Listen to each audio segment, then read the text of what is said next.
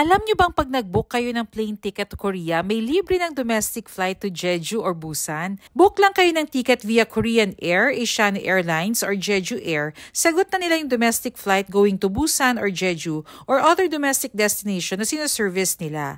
Napuntahan ko na ang Jeju and Busan and pareho silang may unique character. I like Jeju kasi ang ganda ng landscape, kaya naman madalas itong kasama sa mga shooting location ng mga K-drama.